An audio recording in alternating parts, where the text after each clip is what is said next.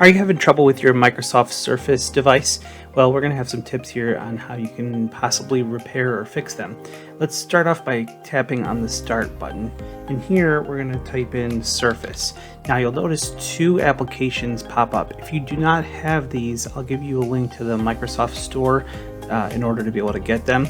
It's pretty much the equivalent of going to the store, searching for Surface Diagnostics or Surface itself, and the apps pop right up. You can go ahead and get them. Technically, the Surface app is not completely or extremely helpful. What it does show is it will show you your warranty information. You can install this Surface Management extension, which seems to be not completely necessary, but it then starts showing you better details about in here about your battery and a couple other things like your dock as well as your stylus. As you can see too, it gives you some information like your serial number in here.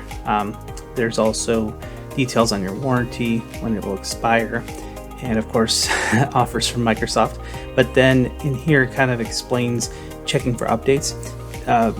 Both of these apps actually recommend doing the updates, and so doing Windows updates will actually help with a lot of issues or problems, because unlike other manufacturers, Windows updates actually contains drivers and features and firmware updates for the Microsoft Surface devices, so that's always recommended. And then don't be confused here, it says here try Toolkit. If you don't have the Toolkit on your machine, you can actually go here and install it. It opens up a browser and actually lets you download it, but other than that, you can actually go right to it once it's installed. We'll search for it again here. I'm going to tap on Surface Diagnostic Toolkit. And when this loads, you have some interesting information here. You can type in your issue and then hit continue. Also, there's more information about your device and the hardware and the serial and all that. And then there's actually a cool little battery section, which I do recommend checking out. It gives you some details about your battery, your usage, and the cycles. So in case you're thinking your battery is on its way out, it's a good spot to check. And the rest of it is not really extremely helpful in here. But then other than that, the nice thing here is you can run this wizard by hitting continue in the bottom right.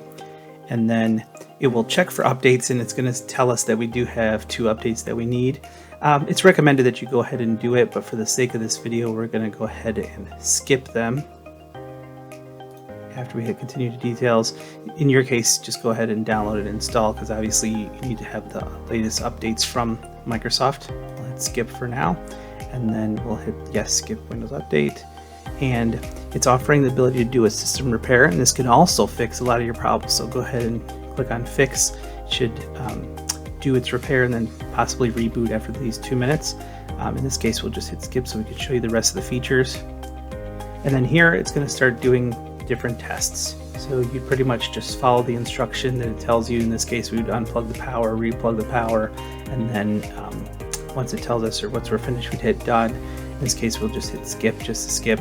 You can also skip through until you find the item that you're having trouble with to see if you could just do that test and not waste time.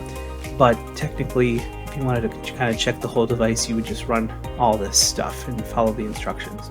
So this is touch coverage, multi-touch detection on the touchpad, phantom touch detection is nice, brightness on the screen, your speaker, your microphone, your keyboard as well, double clicking, touchpad, touch coverage, drag and drop. So being able to drag the file in like that, and then you just tell it if it worked or not. Memory and storage, and then that's it. So one of those tests may actually fix your issue on your Surface, and hopefully that resolves your problem. Otherwise, it kind of gives you another thing to tell Microsoft that, hey, I ran these tests and they all passed, or whatever it is, and I'm still having this issue. At that point, you more than likely have to talk to Microsoft. They may just end up replacing your device depending on if it's under warranty. Thanks for watching. Please don't forget to share the video, subscribe and like the video, and turn on notifications so you can get more videos like this and tutorials. Thanks.